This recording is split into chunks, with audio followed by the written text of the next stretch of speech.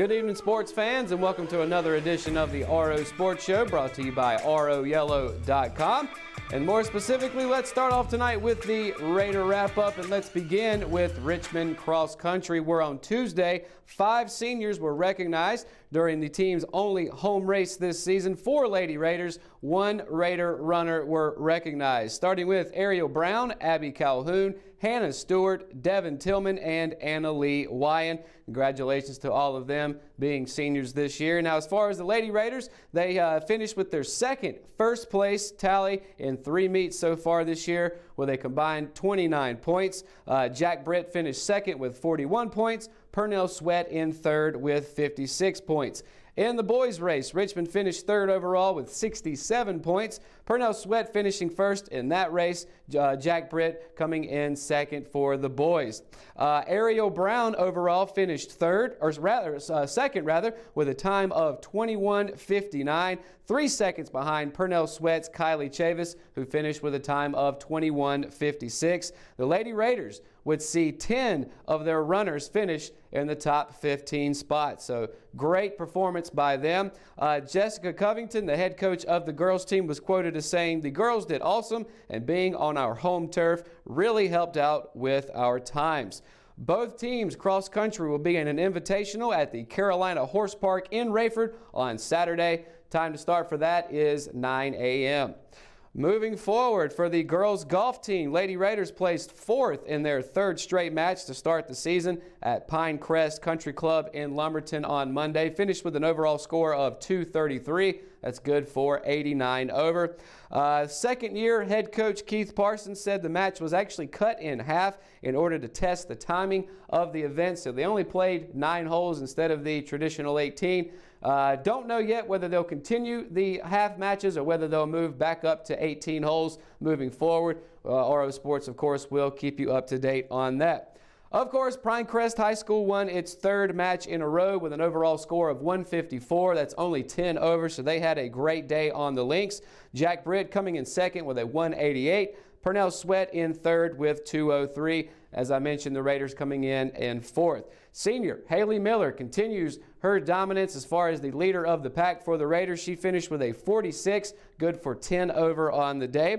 Quote, "We'll see where we go from here. We have the opportunity to play on our home course at Foxfire next week, so that should be to our advantage," end quote from head coach Keith Parsons. They'll get back on the links on Monday, September 30th at 2 p.m. at Foxfire Country Club.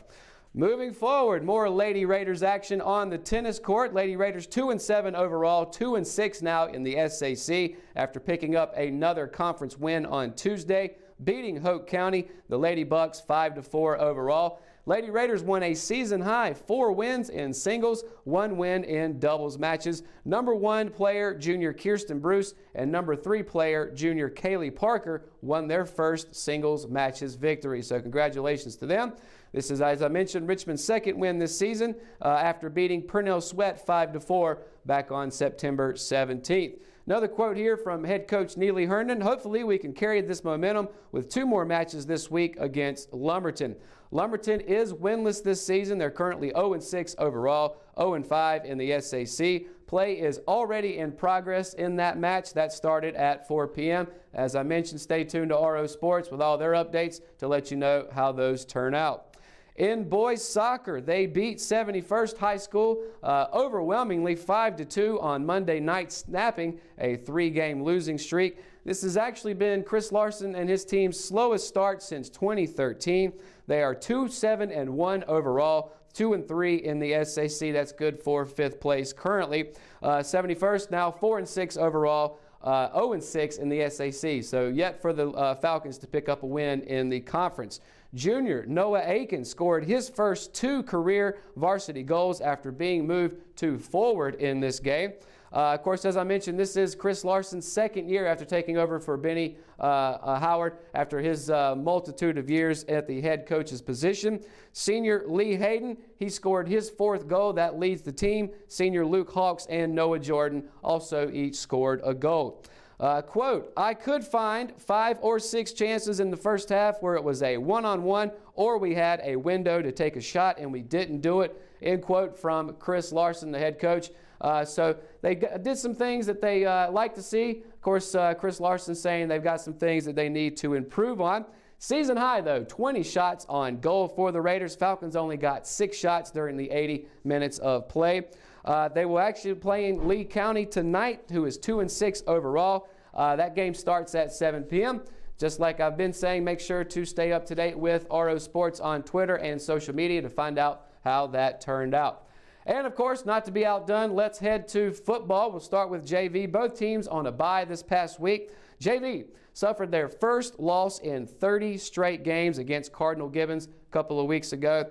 So they're going to be traveling to Purnell Sweat tonight to extend, hopefully, their 19-game in-conference winning streak. That kickoff is at 6:30. Of course, stay up to date again with RO Sports. And finally, tomorrow night, head coach Brian Till and the varsity football team will be opening up SAC play at home against Purnell Sweat, who is 0-3 to start the season. So far, starting off the year, Richmond started 4-0 against their non-conference slate. So, of course, doing well outside of the conference. We'll have to see how they do once conference play begins.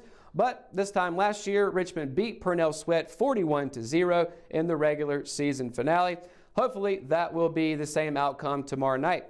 Just a quick note here, something I didn't realize, perhaps you didn't either. Richmond, Jack Britt, Pinecrest, and Scotland all undefeated inside of the SAC. So, of course, lots of stuff going on in the sports world, specifically in the Raider sports world. So, again, stay up to date with RO Sports on social media and on the Richmond Observer app and website for all of the updates moving forward. That is going to do it for your Ross Raider wrap-up. We're going to take a quick break, come back to the desk with Russell Parker for Ross Racing. We'll be right back.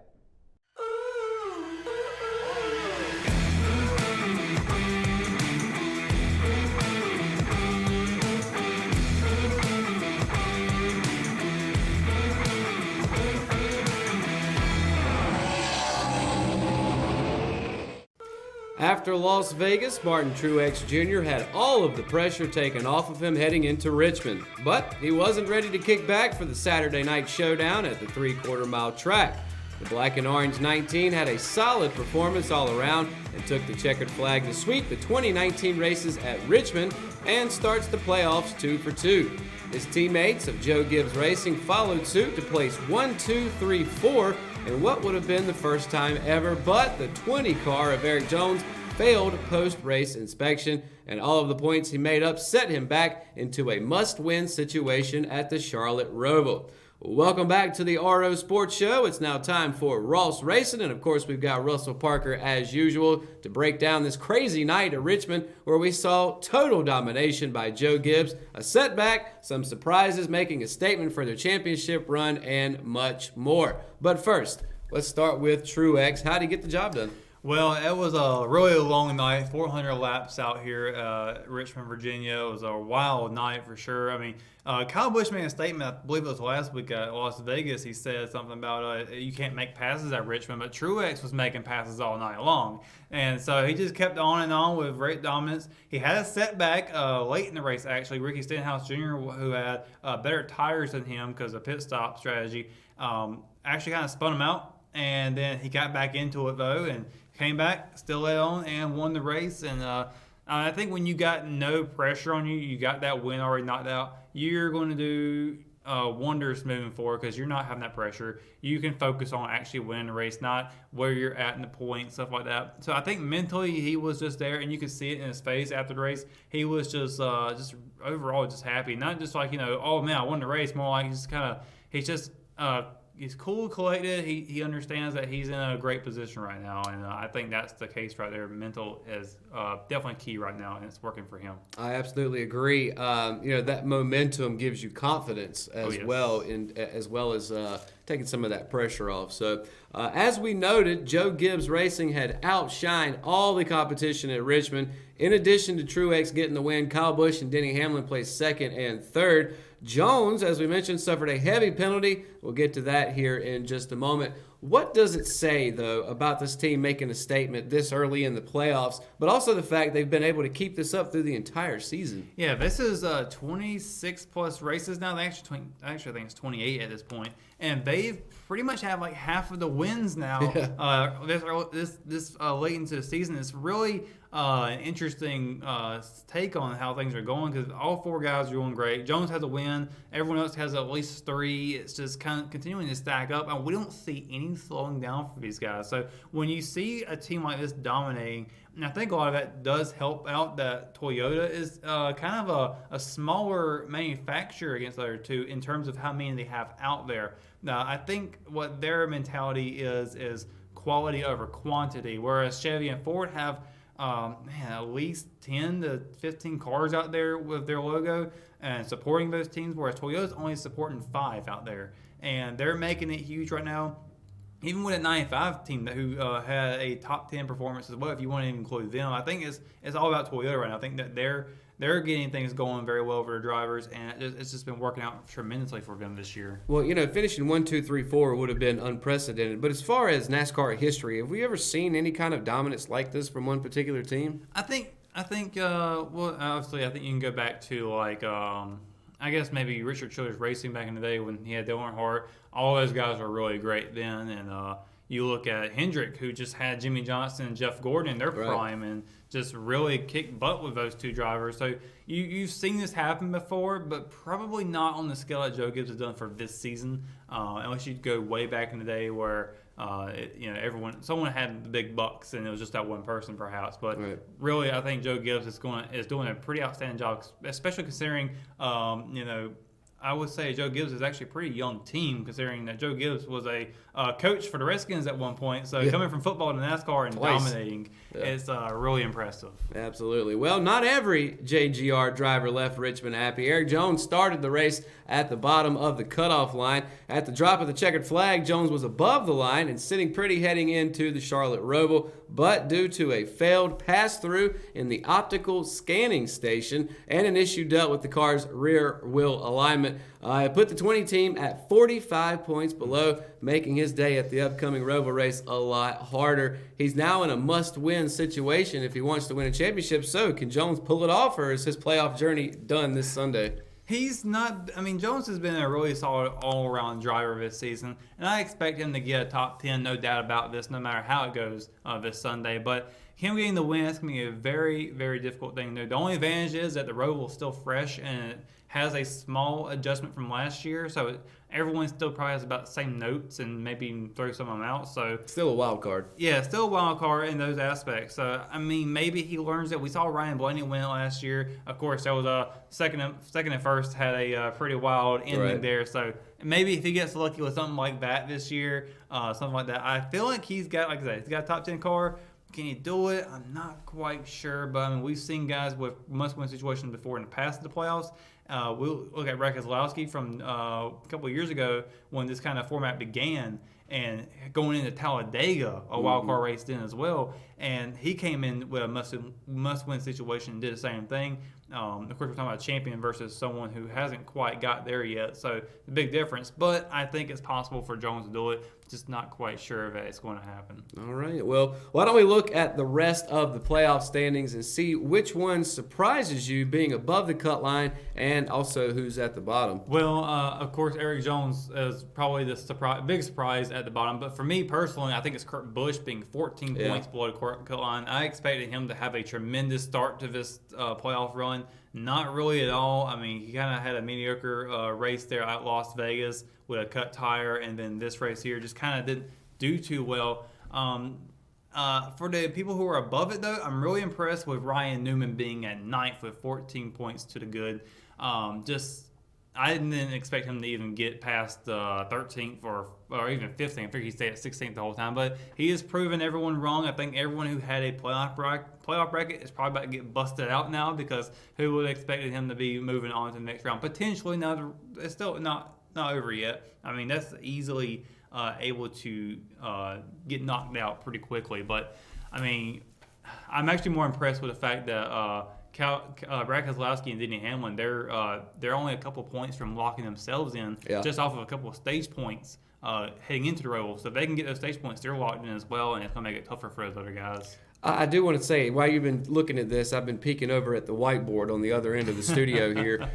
Your championship 4, you had Denny Hamlin, who's currently sitting 5th. You also had Kyle Busch, who's currently sitting 3rd, Harvick, who's sitting in 2nd, and Keselowski, who's sitting in 4th. So you're all over that, man, for your championship 4. So far, so good. And, well, I don't know. We'll have to see how it goes. Of course, Denny Hamlin needs to bump himself up a little bit more. Of course, these points are going to reset after this round, so anything can happen moving forward. But right now, I do like my chances. All right. Well, we'll take a break from the Cup Series playoffs for a moment, move over to the Xfinity Series, who started their playoff journey at Richmond. Of course, it would be, guess who? Christopher Bell, who got his lock into the next round after winning his 7th race of the season. A few days after his win, should also be no surprise, it was finally announced that Bell would be moving up to the Cup Series in 2020, driving the 95 car for Levine Family Racing. Of course, this doesn't surprise anybody, No, right? not at all. I mean, I'm thinking of that Pikachu meme right now where it's just sarcasm. Also something to note, though. Let's say it's not just Bell that moves up next season. His 2 biggest competitors of the Xfinity Series, Tyler Reddick and Cole Custer, let's say they do the same as well, with Reddick possibly moving to the 8 car of Richard Childress Racing. Custer comes, replaces Daniel Suarez of the 41 car at Stewart-Haas, because we know that Suarez hasn't been signed for the next season. What do you think about that? Oh, that would be a tremendous rookie class for sure. Those 3 guys have just been banging off of each other this season, fighting for these wins and for a championship. And, man, that would be one heck of a rookie run for those guys to see how that goes. And when you look at these guys down here in the Xfinity Series, you've got a bright future ahead with these guys coming up into the Cup Series, potentially with Cole Custer taking that 41 route. What will happen? I mean, anything can happen with that. I don't know. That would be really fun to watch next season to really keep a close eye on, because there hasn't been a whole lot this year with our rookies, but for this class will be one to keep an eye on. All right, well, let's put you on the spot. Let's say this was the case. Between the 3, who do you think would be Rookie of the Year? Oh, man, if I'm going based off of wins alone, probably Christopher Bell. I'm not sure if he'll get a win, but with the backing of Joe Gibbs, still having that dominance with Toyos, I probably have to go with him to say he does good. But I still watch out for Cole Custer. I think he's a really promising driver for sure. Of course, Tyler Reddick's also a champion, so I can't dismiss him. But I think Christopher Bell will probably get the upper hand. Yeah, every sport needs turnover like this, where you see some of the young guys move up and become dominant in the sport. Every sport needs that. NASCAR, no different. So continuing on with NASCAR's silly season, a huge announcement that broke yesterday. Roush Fenway Racing has booted Ricky Stenhouse Jr. from the number 17 Ford Mustang, and they're going to call up Chris Buescher for 2020. Russell, what do you think led to this change, and why Buescher? Well, Roush Fenway Racing used to be a really great, dominating team back in the day, and everyone knows them for their engines that they build, and it's just amazing what they can do there. So when you've seen other drivers out there using your engines and they're doing better than you think something's got to be wrong. You've seen Ryan Newman step up into the 6-car team this season and has been great with it. It got them to the playoffs. First time they've been in the playoffs for a couple of years now. So for that to happen, you look at your other drivers like, hey, why can't you do this? And if Ricky Stenhouse isn't keeping up to what their expectations are, well, you're just going to get the boot and you're going to have to go. And it sucks for Ricky Stenhouse. I mean, he's been a pretty solid driver, just not up to the expectations that Roush Fenway wants out of their driver. So I think that's got a lot to do with it. I mean, they took a gamble on him by bringing him up as a young guy when he first started out. But overall, I mean, you look at kind of his history too, with the way he has been with his teammates. I mean, you hear him on the radio kind of screaming out the way he does. Of course, everyone gets heated, but just the way he kind of portrayed that, maybe that has something to do with it. Maybe he's just not been the best person to work with, and maybe he's not suited for that team. Maybe he's suited better elsewhere. So it could work out better for him by leaving and going somewhere else. It's had for other drivers in the past, but I mean, overall, I feel like the Roush Fenway just wants something better out of her team. Well, I'm glad you mentioned that. Obviously, the future for Buescher is to take over the number 17 Ford Mustang. What do you think the future is for Stenhouse? I mean, right now, he's definitely out of Roush Fenway. Whether that means there's that 34 car that could still be picked up, or 38 car that David Reagan just retired from. Maybe he goes there. I believe they're also a Ford Alliance team, so maybe keeping in that Ford camp will help him out. Or maybe he needs to go somewhere else and try out. Any chance he goes down a level? That's always possible, and a lot of drivers probably don't want to do that. But Right. honestly, I don't think it's a bad idea for some drivers to go back down there, develop themselves a bit further, get some wins on those smaller levels to build your confidence, build up your experiences, and overall, that just helps out, I think, in the long run, getting a better ride moving forward. All Sometimes right. you got to move backwards to go forward. Absolutely. Well, Stenhouse not in the groove, but who is this week? Who you got in the groove? For the Xfinity Series, I've got non-playoff driver Zane Smith, who started 15th, finished in the top 10 at 8, kind of ruining some guys' day for that race, being a non-playoff driver, and not quite a regular in the Xfinity Series. And for the Cup Series, another guy who was interrupting the playoffs, Jimmy Johnson, started 10th, finished 10th, kept right there all night. It was awesome to see him out there. And like I said at the start of this playoffs, that Jimmy Johnson has no more pressure on him to make the playoffs, and now he all is focusing on bettering himself for the next 10 races, and he is definitely showing that right now with his crew chief, Cliff Daniels. Yeah, same way that Truex doesn't have any pressure. Same thing for Jimmy Johnson. Yep. Pressure's off. So, all right, NASCAR is back home this week for the Charlotte Roval on Sunday. It's oval meets road course, and after a wild finish at its debut race last year, everyone has been on board to do it again. There's been a change-up, however. The chicane on the backstretch has been reconfigured to help slow the cars down and create a braking zone, which should help create more passes in the turn. Russell, a lot of people are calling this a wild card race because this is just the second race, and they're even saying it's more unpredictable than Talladega. Do you agree with that statement? I agree that it is a wild card race, but I did not agree that it's more unpredictable than Talladega. When you got 40 cars going at 200 miles per hour, inches away from each other, that is unpredictable. Those guys can make any small adjustment in their car, and it could cause a big one. We've seen it multiple times. So I think the reason why they call this a wild card is because there's not enough notes on it. There's not enough background on this track. It's still fresh, still new, and these guys still ain't figured it out. But I think if you give it a couple of years, they're going to figure it out, and it will be kind of obvious who's going to win. Now, I feel like you're going to see some guys out there, like the Hendrick guys. I feel like they should do very well. They've been good at road courses this season. Chase Elliott has a win there. William Byron did pretty good at Sonoma. You also seen Jimmy Johnson pretty good here last year before he had the wreck. Overall, I think Hendrick's going to be a good team to choose for if you want to pick a winner.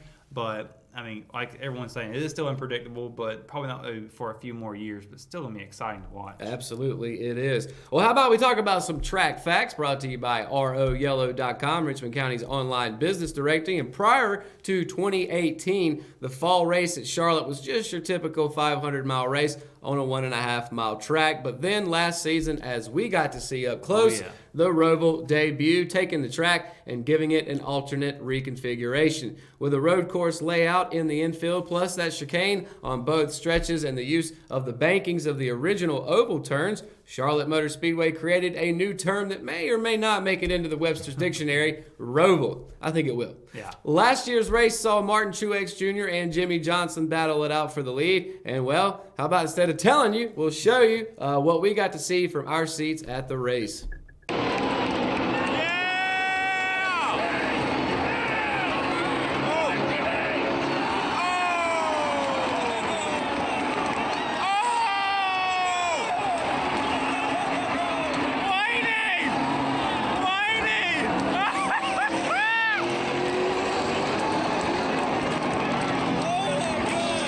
So, Russell, I don't know how these drivers are going to top that this year, but what a wild finish that was. Oh, man, I still remember. I still had a vivid image of that in my head. I remember yelling a lot. Yeah, there was so much of it. And I've seen some other videos of people who were out there, and pretty much the same reaction that we had. I mean, everyone, it felt like a wrestling match in a way, because it's like someone who smacked someone in the face, like, oh, they did that. And it's just like, holy crap, Jimmy Johnson just came back and got back at Truex. Of course, he probably didn't mean to do that, but it's still just a wild finish. And someone from behind, you weren't expecting to win it, come up, Ryan Blaney. It was just an awesome time. And even, Kyle Larson last year, he only needed one more extra point to get through. Someone wrecked right there next to the start-finish line. He passed them and got into the next round. So we could see some really intense battles coming up. It's still tight right there at the cutoff line with about 4 point separation.